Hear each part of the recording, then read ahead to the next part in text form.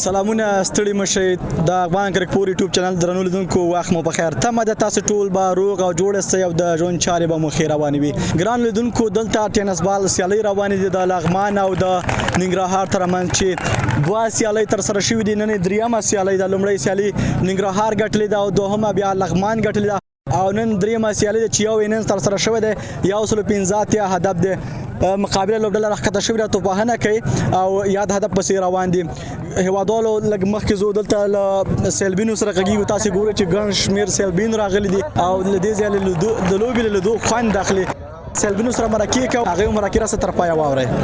ګرانو لیدونکو ترڅنګ مې یو ځوان ولاړ دی له ده سره غږیږو چې دی څوک دی او د کومې لوبډلې مینوال دی سلام ستړي مه شئ مننه نوم محمود دانش دی او د ننګرهار لوبډلې مینوال یم لغمان پوهنتون محصل یم سیلبینو کې یو ښه دانش صاحب د لوبې لیدو ته راغلی دوهم اننګز پیل دی د چا له بیټینګ نه دې خوند واخیسته څه موږ په لوبه کې لږ وروستیو کې راغلو خو لوبه چې ښه لوبه ترسره شوه دواړه لوبډلې هم د یو بل په وړاندې ښې لګیا دي او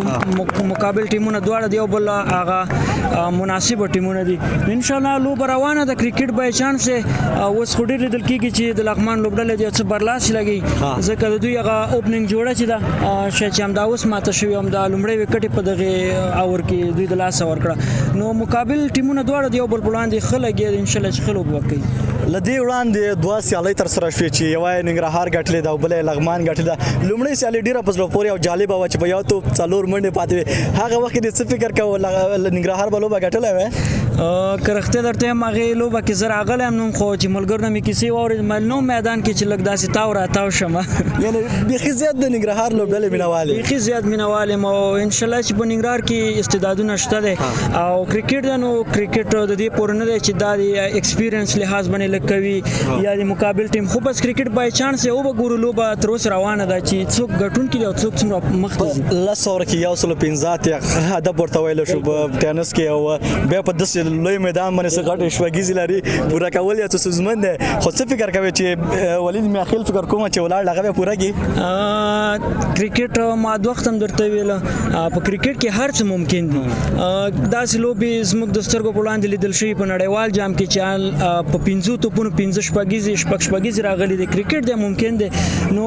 دا زموږ شینوارو په اصطلاح که دغسې غټ غټ څوباړي وهي نو حتمن به یې ګټي نو کرکټ دی انشاءالله چې شاید چې لغمان لوبډله ګټونکي شي یا ننګرهار نو اوس به ګورو نو خو دواړو لوبډلو ته دغه سیالۍ ډېره مهمه ده که هر یوې ګټي نو مقصد دوه لوبې ګټي بله راتلونکي ته اسانېږي چې دغه سریز په خپل نوم کې وروستیو کې د پیغام څه دی کوم پیغام لري خاص پیغام خو مې دا دی چې ځوانان د سپورټ سره څنګ په څنګ کې خپلو درسونو ته خپلو زده کړو ته ډېره پاملرنه وکړي ځکه زموږ ستاسو هېواد ډېر وروسته پاتې دی د دې لپاره لا زیات کار ته ضرورت دی او کرکټ هم سپورټ دی باید چې ډېر احساساتي هم نه شو که لغمان یې ګټي او که ننګرهار یې ګټي دواړه به یو قدر ته او یو خلک یعنې ټول یو ملت یو په یو نوم باندې یادېږو نو مهمه دا ده چې دا لغمان او دا ننګرهار نو د مینوالو ته پیغام هم دا دی چې د لوبې نه خوند واخلي او هغه خپل احساسات په کنټرول کې وساتي ډېره زیاته مننه کور ودان